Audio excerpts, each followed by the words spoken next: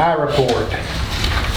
First of all, I want to thank everybody that came out last night and persevered through the adverse conditions of no lights and toward the end no air conditioning because it was getting kind of stuffy in here. But I appreciate the fact that everybody stuck in there and worked through the problem and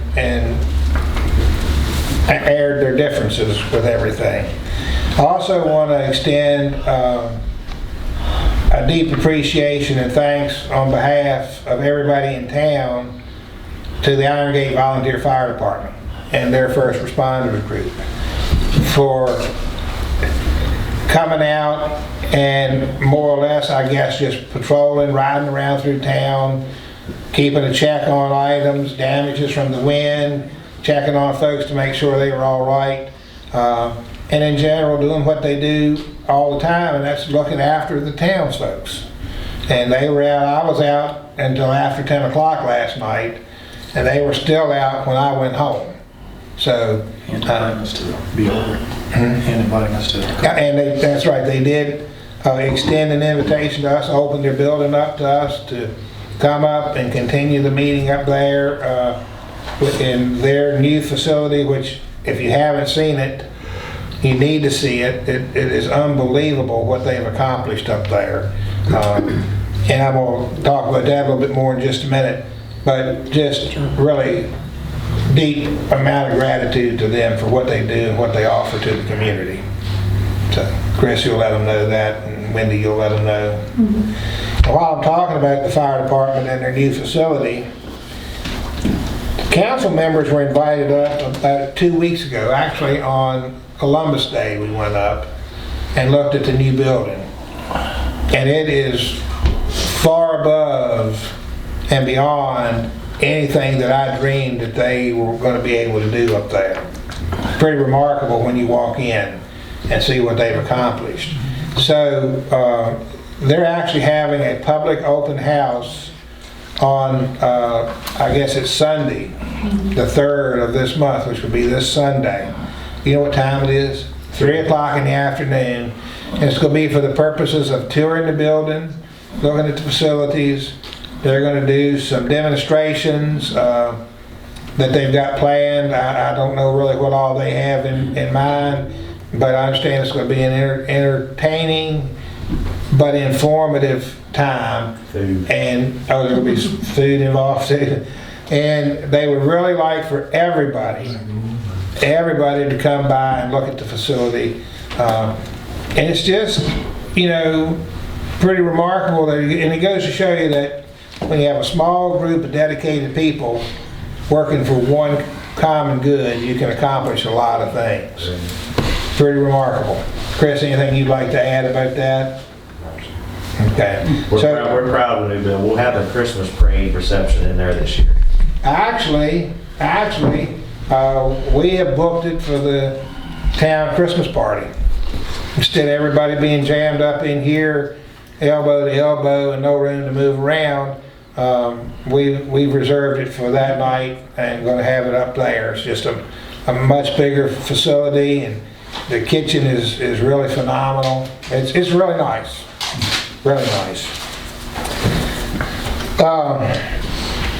We had talked about the fact that Wendy had ordered some men working signs and shoulder work signs, right, Wendy? Yes, they have. So that the guys could do some work on the shoulders on 220. And they have come in. They arrived here Wednesday. So they'll start getting that shoulder work taken care of next week. Okay. The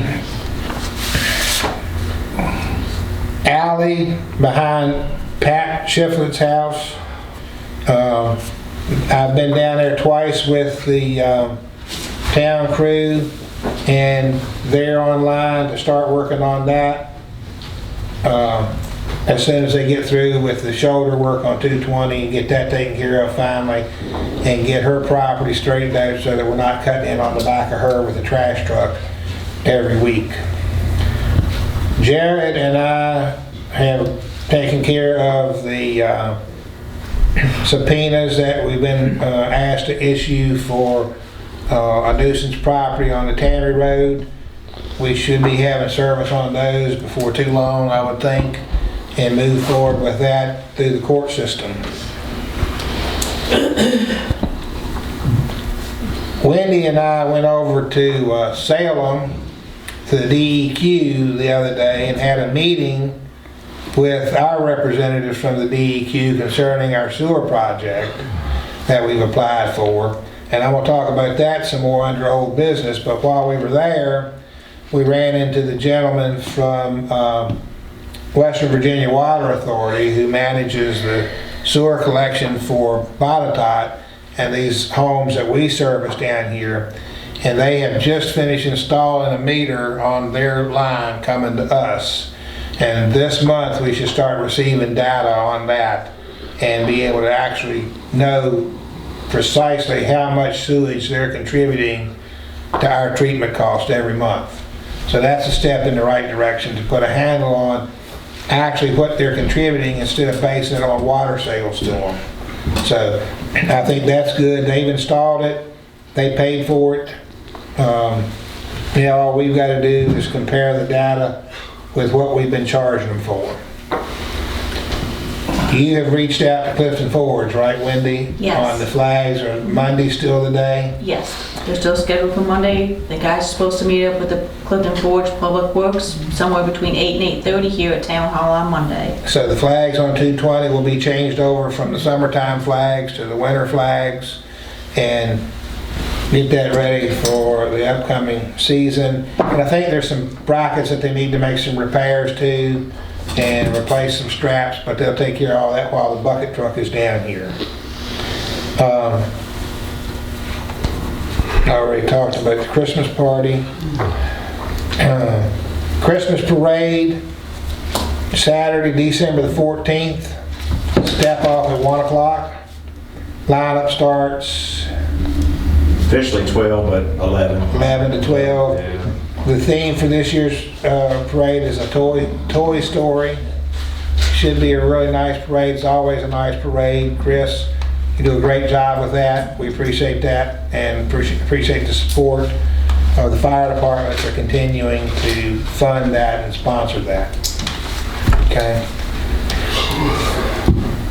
We have a request, and this is something that I don't know if council needs to act on, but it is something that I think we at least need to talk about.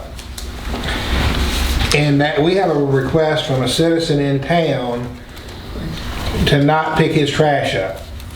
Let him take care of taking his own trash to the transfer station, and therefore not charge him the $7 a month trash pickup fee.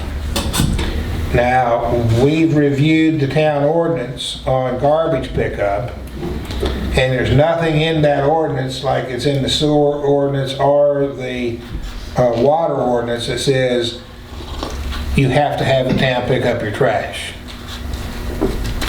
So, is that something we need to talk about under new business, or is that something that...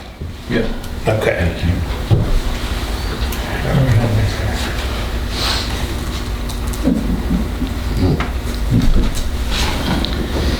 We have a police report for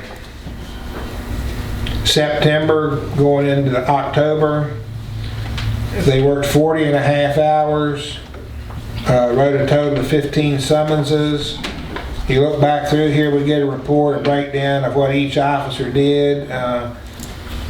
Patrolled, worked accident, complaints, patrol, checked the parks. You know, they're doing more than running radar. So it's all working out good. Is the park closed now officially? Yes. It's locked, so I can let them know? Yes. And so there's that. The river property, I mean, I should Yeah. specify that. And that's all I have for my report.